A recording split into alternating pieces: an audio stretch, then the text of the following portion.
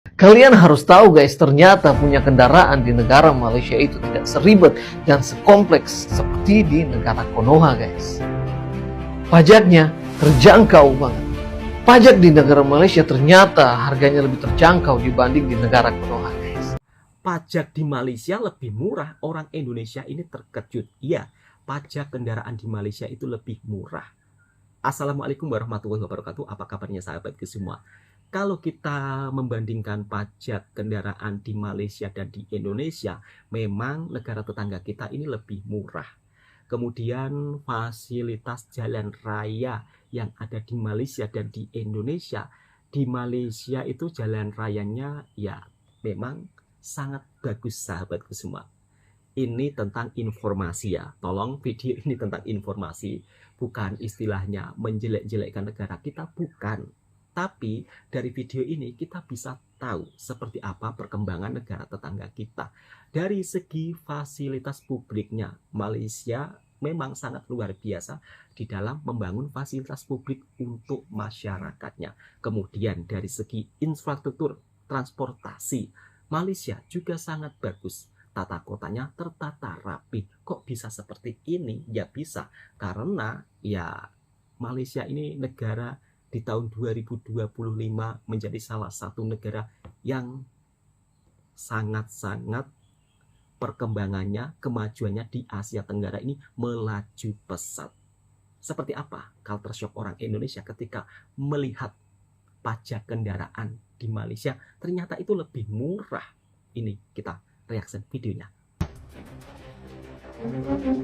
Pernahkah bertanya-tanya kenapa pajak kendaraan di Malaysia lebih murah dibandingkan di Indonesia? Di Malaysia, pajak kendaraan dihitung berdasarkan kapasitas mesin atau cc. Sementara di Indonesia, pajak kendaraan bermotor dihitung berdasarkan nilai jual kendaraan ditambah pajak progresif bagi pemilik kendaraan lebih dari satu. Contohnya, Toyota Avanza di Malaysia hanya dikenakan pajak sekitar 330.000 per tahun, sedangkan di Indonesia bisa mencapai 4 juta rupiah. Tidak hanya itu, di Malaysia juga tidak mengenakan biaya perpanjangan STNK setiap 5 tahun seperti di Indonesia. Bahkan biaya balik nama kendaraan di sana hanya sekitar 7.000 rupiah, jauh lebih murah dibandingkan di Indonesia yang bisa mencapai 500.000 rupiah. Jadi bagaimana menurut kamu? Perlu perbaikan kebijakan atau harus terima nasib? 2.600 kendaraan bermotor Pemkab Garut belum bayar pajak. Berhubung saya sedang membahas pajak, saya jadi penasaran banget nih, perbedaan pajak Indonesia dan Malaysia besaran mana jika kita harus membayar pajak sebuah mobil Toyota Avanza 15L. Simak. Pertama, pajak tahunan. Pajak tahunan jika kita di Malaysia, kita harus membayar sekitar Rp100 atau sampai Rp120, atau kalau dirupiahkan sekitar Rp370.000 sampai Rp440.000 guys. Kalau kita di Indonesia bayar pajak tahunan kira-kira sekitar Rp3.507.000 guys. Aduh, besar banget ya. Ternyata Indonesia lebih besar ya bayar pajaknya dibanding Malaysia. Nomor 2, perpanjang plat nomor. Kalau di Malaysia perpanjang plat nomor itu sudah tidak ada ya guys ya. Kalau di Indonesia perpanjang plat nomor itu wajib 5 tahun sekali ya. Nomor 3, biaya mutasi daerah. Kalau di Malaysia biaya mutasi daerah sudah tidak ada juga ya guys ya. Tapi kalau di Indonesia biaya mutasi daerah tergantung daerahnya di mana guys. Jadi beda-beda harus bayarnya berapa-berapanya tergantung daerah. Nomor 4, balik nama kendaraan. Kalau di Malaysia biaya balik nama kendaraan sekitar Rp1,89 atau sekitar Rp7.000. Kalau di Indonesia balik nama kendaraan berapa ya? Ada yang tahu gak? Coba komen di bawah deh. Kapan ya Indonesia Emas 2045? Kok bisa? Pajak kendaraan di Malaysia murah banget. Tahu nggak sih, pajak kendaraan di Malaysia tuh bisa jauh lebih murah dibanding di Indonesia. Nggak percaya? Cek ini. Jika kita punya mobil 1500 cc, misal kita ambil contoh Pro 2 Alzasi saudara kembarnya Veloz. Pajaknya di Malaysia cuma sekitar Rp90 alias T300 ribuan per tahun. Murah kan? Sementara di Indonesia, kalau harga mobil 200 juta, pajaknya bisa 4 juta per tahun. Dan itu belum termasuk biaya lain-lain. Kenapa bisa murah? Di Malaysia dihitung dari kapasitas mesin. Di Indonesia, dihitung dari nilai jual kendaraan plus tarif progresif kalau punya lebih dari satu mobil. Gimana menurut kalian? Lebih enak sistem pajak di Malaysia atau Indonesia? Dan ini menurut pendapat Ustadz Alfian Tanjung. Assalamualaikum warahmatullahi wabarakatuh. Waalaikumsalam warahmatullahi wabarakatuh. Pemirsa, kita tidak mendengarkan tausiah di channel ini di bulan Ramadan. Maka kita meminta tausiah setengah menit dari Bung Kameramen. Silahkan. Janganlah Bu Alfian untuk tausiah. Ya memang mungkin Bu Alfian koreksi juga, nanti kita akan rapihkan lagi mudah-mudahan di Ramadan selanjutnya Bu Alfian dengan guru-guru dan Bu Alfian. Ya sebenarnya Bu Alfian kan juga mengisi tausiah politik nih. Baik pemirsa, Bung Kameramen telah memberikan satu kesaksian yang jujur bahwa adanya kekurang penuhan dengan satu sesi tausiah Ramadan yang penuh dengan ruh diniyah. Tapi betul, saya dukung Bung Kameramen, kita tausiah politik, tausiah fikul waki, tausiah situasi keumatan, tausiah untuk menjadikan Ramadan bulan jihad. Maka Bung Kameramen bacakan berita berikutnya. Ya, terima kasih Bu Alfian. Kita syuting kembali. Bu Alfian, ada titipan dari netizen Bu Alfian ingin dibahas karena di Instagram itu ada yang berseliweran, kenapa sih pajak di Indonesia itu jauh lebih mahal Bu Alfian dari Malaysia. Nah, saya akan di sesi awal ini langsung aja Bu Alfian memberikan perbandingan Bu Alfian. Jadi ini jenis kendaraan yang sama ya Bu Alfian. Pajak kendaraan Malaysia versus Indonesia. Toyota Avanza 1,5 ya, pokoknya itulah jenisnya mungkin. Tahun 2019 Bu Alfian. Pajak tahunan di Malaysia itu antara 370.000 sampai 444.000. Sedangkan di Indonesia pajak tahunannya 3,5 juta. Nah, yang unik lagi, tidak ada perpanjangan plat nomor, tidak ada biaya mutasi daerah. Terus untuk balik nama itu hanya Rp7.000, Walfian. Nah, sedangkan di Indonesia perpanjangan plat wajib tiap 5 tahun. Biaya mutasi tergantung daerah. Nah, balik nama ribet Bu Alfian. Ada biaya ini, biaya ini, biaya ini. Nanti kita munculkan. Mungkin di sesi awal ini bagaimana Bu Alfian? Padahal rakyat Indonesia bisa dibilang lebih banyak secara demografi Bu Alfian. Silakan. Ya, kalau mau diringkas sama poin respon awal Bung Kameramen, negeri ini tidak bisa membantah para aparat, para birokratnya. Kalau bisa dipersulit, kenapa dipermudah? Kalau bisa dipermahal, kenapa dipermurah? Kalau bisa diperribet, kenapa diperlancar? Ini memang ini harus dijawab. Saya pikir kepada Pak Prabowo, dengan sisa-sisa saya yang mungkin udah di bawah 50%, memaklumi semangat Anda. Terus terang pemirsa, Alfian Tanjung sampai detik ini masih ada dukungan tapi sudah di bawah 50%. Mudah-mudahan nanti akan terjawab setelah pertengahan tahun ini, sehingga kita buktikan, kita saksikan bahwa Kang Mas Prabowo Subianto adalah seorang patriot Indonesia dan tentu Bung Kameramen sudah siap melanjutkannya. Iya, Bung Alfian, ini kan sebenarnya kasusnya sama dengan SIM ya Bung Alfian. EKTP saja bisa seumur hidup Bung Alfian. Kenapa SIM perlu ada pembaruan ya 5 tahun sekali? Apakah mungkin orang setelah 5 tahun berkurang skillnya bermotor? Itu kan nggak mungkin. Jadi Bu Alfian, di sesi tengah ini saya ingin tanyakan kepada Bu Alfian. Di awal tadi Bu Alfian sampaikan kalau bisa dipermudah, kalau bisa dipersulit, kenapa harus dipermudah? Nah, mental ini kenapa seperti dibudidayakan, diturun-menuruni, dan dipelihara Bu Alfian? Kenapa tuh Bu Alfian? Ya karena mereka memang pertama secara umum masyarakat kita ini kan jauh dari hidayah Allah. Saya katakan juga bisa jadi saya harus terus memohon pada Allah agar diberi hidayah. Mari kita tengok kenapa EKTP menjadi begitu digratiskan. Karena korupsi saya udah triliunan Bu.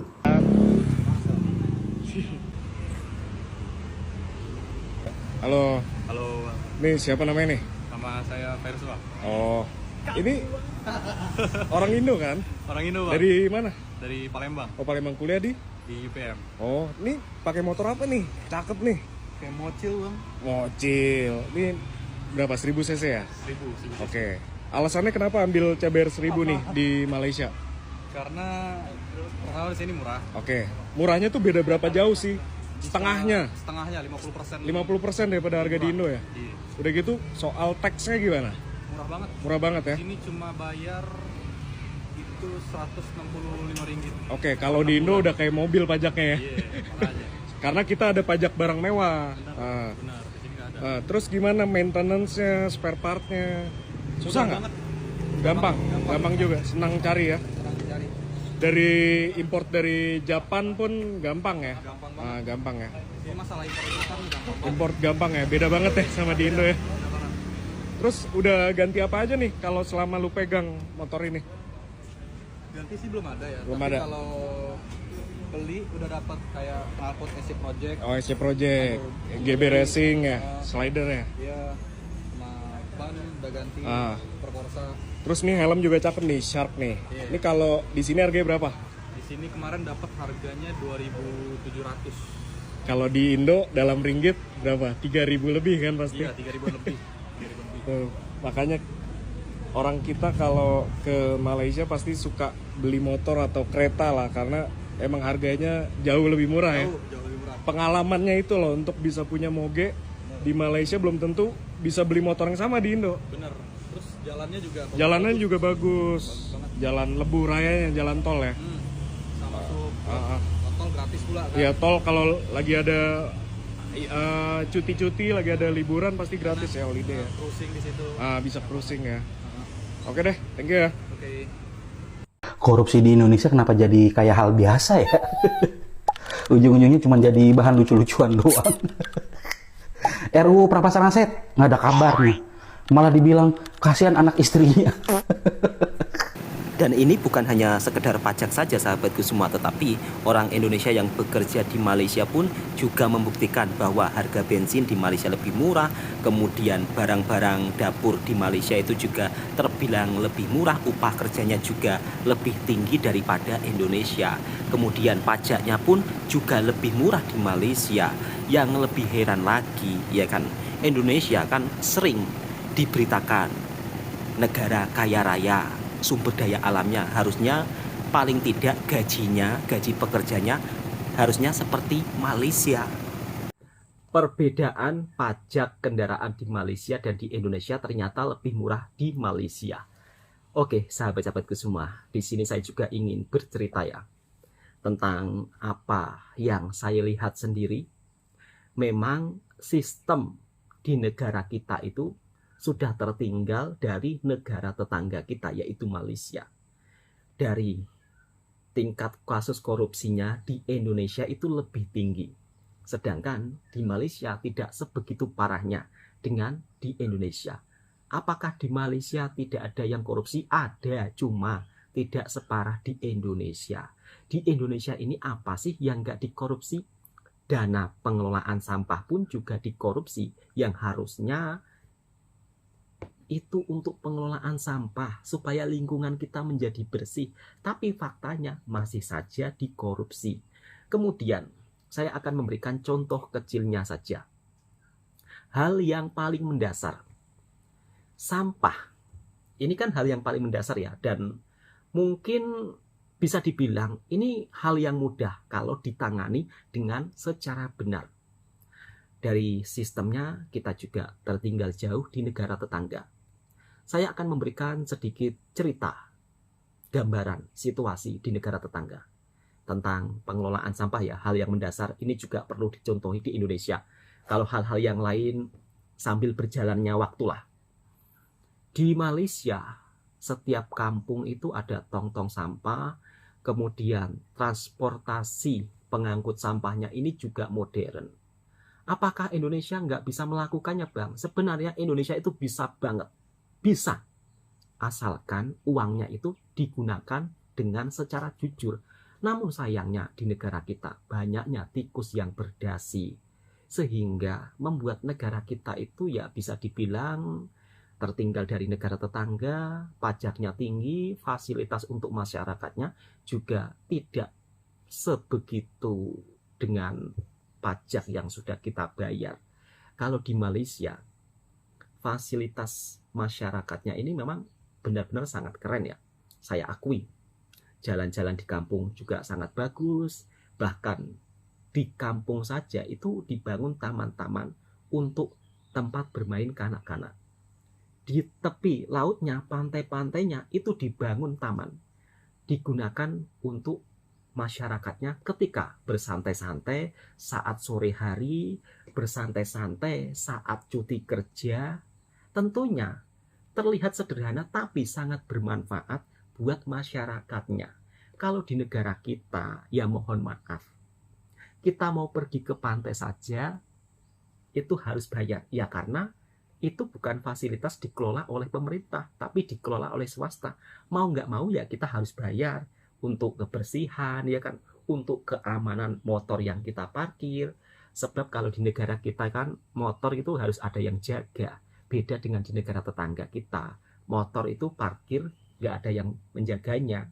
Ya mohon maaf ya, karena mungkinlah di negara kita itu sering terjadilah motor kalau diparkir ya mungkin bisa-bisa hilang. Itu juga ada yang terjadi seperti itu, sahabatku semua. Lalu, hal apa saja sih yang mungkin bisa kita contohi dari negara tetangga kita?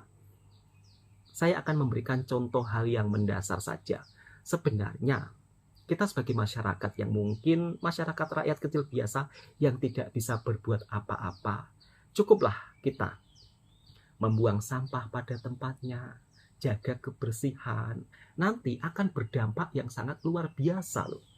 Mungkin hal ini terlihat sepele, tapi sebenarnya segalanya itu berpuncak dari kebersihan. Kalau lingkungan kita bersih, kita pun juga akan bebas dari penyakit, kesehatan kita juga akan makin bugar dan akan makin bugar. Dan tentunya pikiran kita pun juga akan makin positif. Kira-kira seperti itu sahabatku semua. Ya harapan saya sebagai masyarakat Indonesia, mudah-mudahan pajak yang kita bayar ke pemerintah itu dipergunakan sebaik-baik mungkin. Sebenarnya kalau saya mengungkapkan hal seperti ini nggak ada salahnya loh. Karena kita sebagai manusia biasa tentunya juga ingin hal-hal yang sangat perlu kita suarakan, salah satunya perbaikan dan perbaikan. Karena di negeri kita ini penuh dengan korupsi yang begitu sangat luar biasa. Kalau dibandingkan dengan negara tetangga kita yang lebih maju seperti Singapura, Malaysia, kita seolah-olah itu tidak mau menerima fakta. Kalau saya mereaksi video seperti ini, banyak netizen pula yang seolah-olah menuduh kamu ini penjilat, kamu ini pengkhianat. Padahal video ini hanya berbagi informasi. Pengkhianatnya itu dari mana? Apakah salah jika sebagai orang Indonesia ingin negaranya itu menjadi terbaik? Kan nggak salah. Kenapa? Dari hal-hal sepele seperti ini saja kita itu tidak mau menerima fakta. Oke, sahabat-sahabatku semua, cukup sekian. Mudah-mudahan video ini juga bisa memberikan informasi yang bermanfaat buat sahabatku semua. Yang suka dengan videonya Bang Toa Reaction, silahkan tekan tombol merahnya, subscribe, like, komen, dan bagikan ke sahabat Anda semuanya. Assalamualaikum warahmatullahi wabarakatuh.